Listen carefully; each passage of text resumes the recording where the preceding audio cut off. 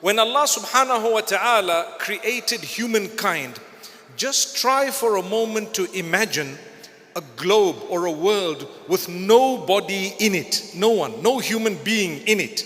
Allah had created the earth. Allah created the skies, whatever is between them. And Allah subhanahu wa ta'ala created Adam alayhi salam not on earth. He was created in a place known as the garden. The garden translates as jannah. Which jannah exactly it was, there is a big discussion of the scholars, and many of them say it's not jannatul khuld, which means it's not the paradise we're going to go to that is eternal, because it would have been eternal anyway.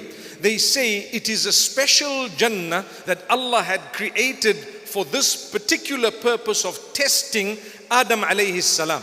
So what happened is, Allah Almighty knew what His plan was. He wanted human beings to come on earth, and He wanted them all to be related to one another. Amazing.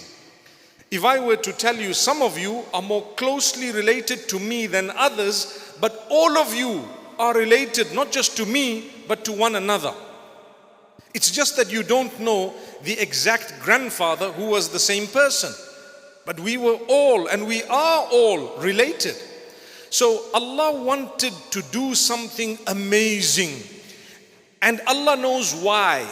So Allah created the souls. Allah subhanahu wa ta'ala decided He's going to make one body, and from that body He will create a spouse, and from the two of them it will result in a multitude of men and women to disperse over the whole globe, as you and I witness today.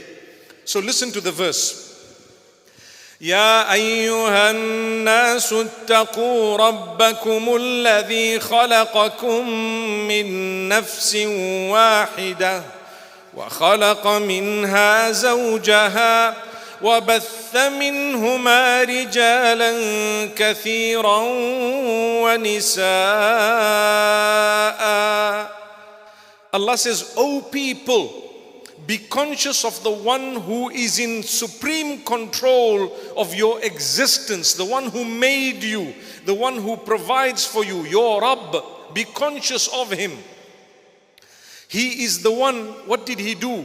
Who created you from a single soul, created from it its spouse, and from the two of them caused a multitude of men and women to be throughout the earth.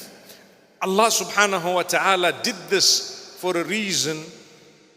He knew and He knows. But something very sad and very difficult, very different happened. Because when Allah created Adam, he was lonely. When he was lonely, he asked Allah to remove the loneliness. Why was he lonely? He was lonely because he was the only one of his species. Imagine if you live in a home all alone. May Allah make it easy for you. It's not so easy. When you're staying all alone and you've got no one with you, what happens? You feel lonely and you say, oh Allah, take my loneliness away. Ask those who are trying to get married and they can't get married. May Allah bless you with a spouse that will be the coolness of your eyes. Say Ameen. I always say, why are the married guys saying Ameen so loudly? Aish, we've got a problem. May Allah bless us. Ameen. But nonetheless, on a more serious note, my brothers and sisters, it's important to realize loneliness is something that Allah did not create us for.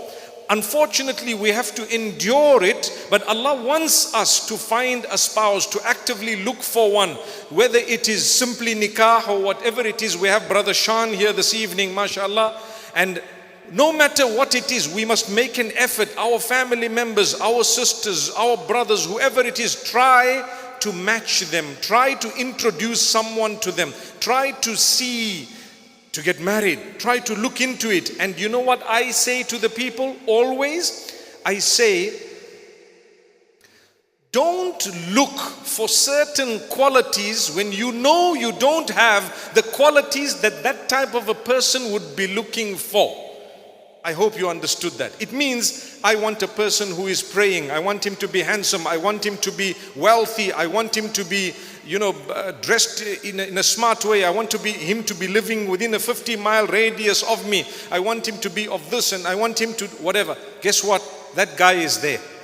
I can show you who he is. But the problem is, he's not looking for someone like you. That's the problem. Do you get what I'm saying? So what's the solution? Make yourself a person whom the person whom you would be looking for would be looking for. Simple. May Allah make it easy. May Allah grant us all ease. So going back to Adam alayhi salam, he was lonely. He says, oh Allah, take away my loneliness. Oh Allah, take away my loneliness. Allah Almighty one day blessed him with something unique. What was it? Hawa. Eve, may peace be upon her. And there we had Adam and Hawa. Narrations speak about what exactly happened at that moment. There are so many narrations, and actually Judaism, Islam and Christianity share some of these narrations in the sense that they agree to a certain extent with some of the things that happened, and they disagree with some of the details. Nonetheless, what we have is sufficient for us. So he asks, who are you? She says, I am Hawa. You've been created. She says, I've been created to give you company and to give you peace, and so on. Allahu Akbar, amazing. They were then living so happily, so beautifully, but shaitan kept coming to them. And he kept trying something. When he knew that Allah does not like something, he kept on encouraging them to do it. And who did Allah tell the instruction to? He told it to Adam alayhi salam to say, this is paradise, this is jannah, this is the garden. You can do whatever you want here. There is nothing prohibited, nothing that you need to stay away from. You can do whatever you wish. There is only one tree that I don't want you to go close to. Don't eat from its fruit. Don't eat from its fruit. Adam alayhi salam knew this. Shaitan kept telling him, you know what? You want to live long. What was the discussion about? Death was not even spoken about at that point. You want to live forever. Do you want to have more than what you actually have? If you want to have more, and he had everything, then you have to do something. And he kept repeating it, kept repeating it, kept repeating. When repetition happens, people begin to believe what is being said, even though it's a lie. Like you notice the news right now about Gaza and what's happening in Lebanon. The most immoral army in the world keeps talking about how moral they are. Moral. They've been saying it from before. The reason why they say it is because they've planned immorality. They need to con the world into believing by repetition alone that we are moral. And they will get a standing ovation where they go, moral, very moral, and so on. They keep repeating the same thing. This is our land. This is our land. It was ours. It's biblical, and so on. It will keep happening. They will keep saying that. The reason is that repetition is what will brainwash the people of the globe. Shaitan's plan from the very beginning, his plan is repeat, keep on saying the same thing over and over again. Why do you think Allah has instructed us to call for the prayer 5 times a day and to repeat those words when you're about to pray again? Subhanallah. It could have just been said once, you guys have to pray 5 times a day. But there needs to be a call again and again and again. That repetition is beneficial for you. It will help you. It will help mold you and build you. Allah's repetition is for the right direction. Shaitan's repetition is for the wrong direction. They'll make you think that something that is good is bad and something that is bad is good. That's shaitan's repetition. So understand this, because it is very serious when you think of it.